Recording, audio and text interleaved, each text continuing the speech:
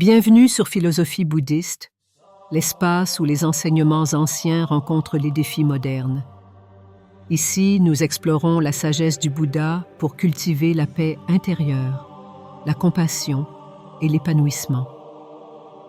Dans un monde saturé de désirs insatiables, il existe une clé simple mais puissante pour transformer chaque jour en une expérience plus riche. La gratitude. Il ne s'agit pas d'une simple pensée positive ou d'un optimisme forcé, mais d'une pratique qui restructure notre manière de percevoir la vie. Trop souvent, notre attention est captivée par ce qui manque, par les frustrations et par les comparaisons avec ce que nous n'avons pas. Pourtant, la gratitude nous offre une alternative radicale, voir la richesse déjà présente dans notre existence. Prenez un instant pour observer votre quotidien. Combien de moments simples sont éclipsés par le poids de ce que vous poursuivez?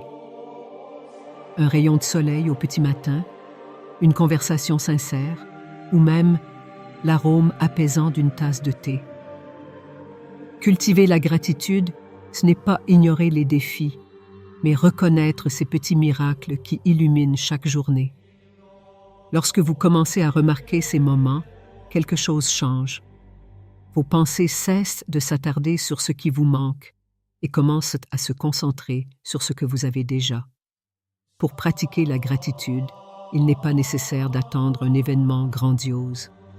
Un exercice efficace consiste à tenir un journal de gratitude.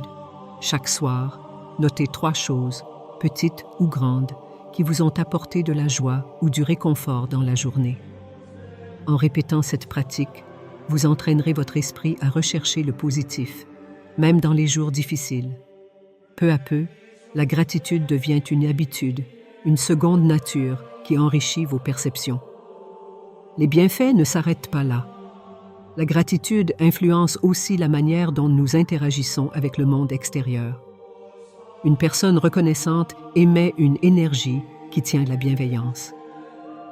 Cette réciprocité, bien qu'intangible, crée des connexions plus profondes et un cercle vertueux de satisfaction.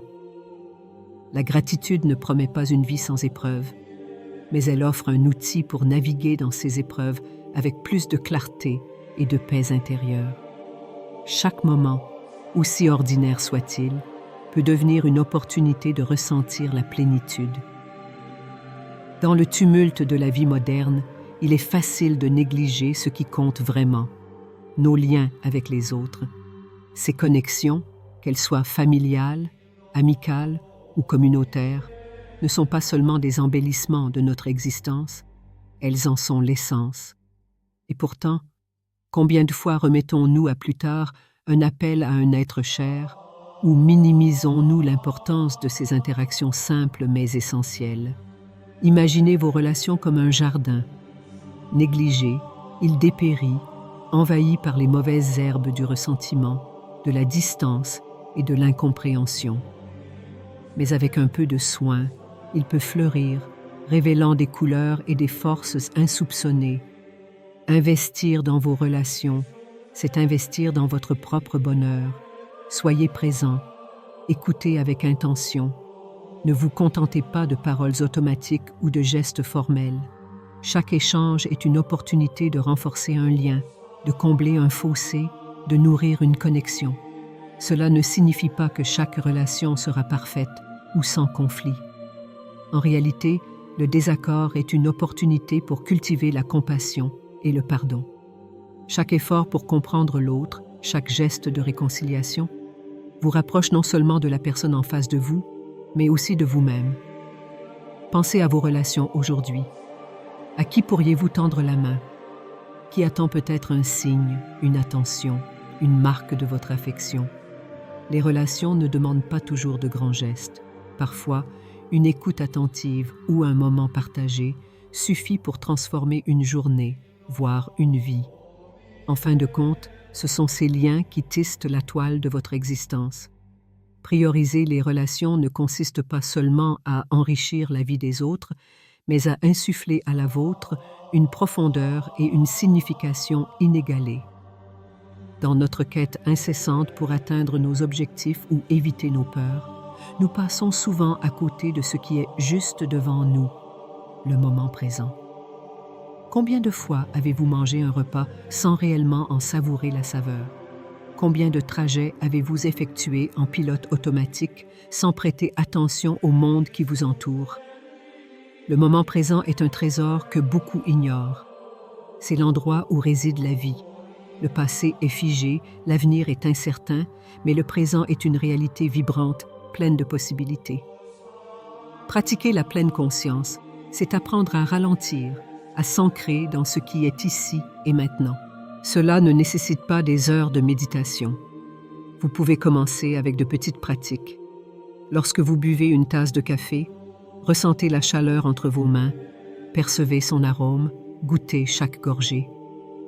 Lorsque vous marchez, remarquez le contact de vos pieds avec le sol, la fraîcheur de l'air, les sons environnants. Ces moments simples, mais intentionnels, vous connectent au présent et vous libèrent du poids des regrets passés ou des angoisses futures. La pleine conscience est aussi un outil puissant pour gérer les émotions. Plutôt que de vous laisser emporter par une vague de colère ou de tristesse, prenez un instant pour respirer, pour observer ces émotions sans jugement. Elles deviennent alors moins accablantes, comme des nuages qui passent dans le ciel sans obscurcir le soleil en permanence. En cultivant cette habitude, vous découvrirez que le présent est une source inépuisable de paix et de clarté. Il ne s'agit pas d'échapper à la réalité, mais de vivre pleinement à chaque instant, dans toute sa richesse et sa complexité. La perfection est un mirage. Nous la poursuivons, croyant qu'elle nous apportera la satisfaction ultime, mais elle nous échappe toujours. Pire encore, cette quête incessante de perfection nous vole notre joie, nous enfermant dans un cycle de doute, de peur et de frustration. Le bouddhisme propose une perspective différente, vivre avec intention. Plutôt que de viser un idéal inatteignable, alignez vos actions sur vos valeurs fondamentales. Qu'est-ce qui vous passionne? Qu'est-ce qui vous donne un sens de but et de connexion au monde? Cela peut être aussi grandiose que de consacrer sa vie à une cause, ou aussi humble que de vivre chaque jour avec gentillesse et authenticité. Ce n'est pas la taille du geste qui compte, mais la sincérité de l'intention. Lorsque vous vivez de cette manière, vos erreurs ne sont plus des échecs, mais des occasions d'apprendre et de grandir. Pour intégrer cette philosophie, entreprendre par une introspection. Sachez ce qui vous importe vraiment. Est-ce que vos habitudes quotidiennes évoquent ces priorités?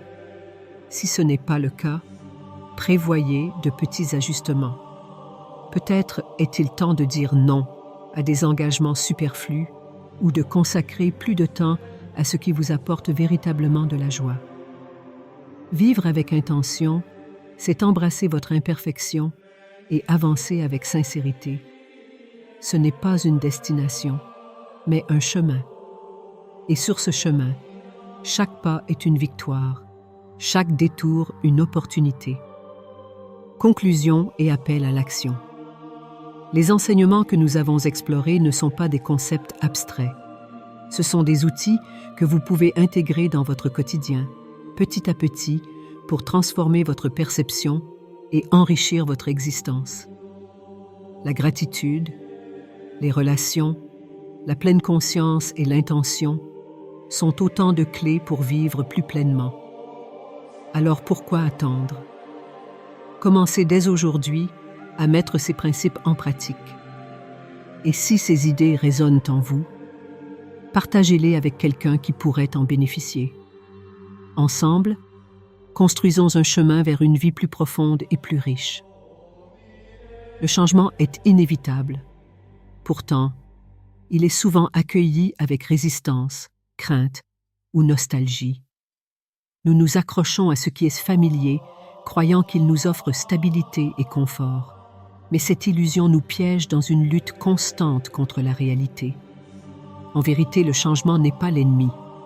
Il est le courant naturel de la vie, une force qui, bien que parfois inconfortable, porte en elle la possibilité de transformation et de croissance. Prenez un moment pour réfléchir. Dans votre propre vie, combien de fois un événement inattendu ou une transition difficile a-t-il mené à quelque chose de meilleur ou de plus significatif? Peut-être un déménagement qui a élargi vos horizons, une rupture qui a permis une nouvelle compréhension de vous-même, ou une opportunité professionnelle imprévue qui a ouvert de nouvelles portes. Ces expériences illustrent la beauté cachée du changement, une beauté que nous ne pouvons voir qu'en l'embrassant pleinement. Le bouddhisme enseigne que l'impermanence est au cœur de l'existence. Tout, qu'il s'agisse de nos relations, de nos possessions ou même de nos pensées, est en constant mouvement.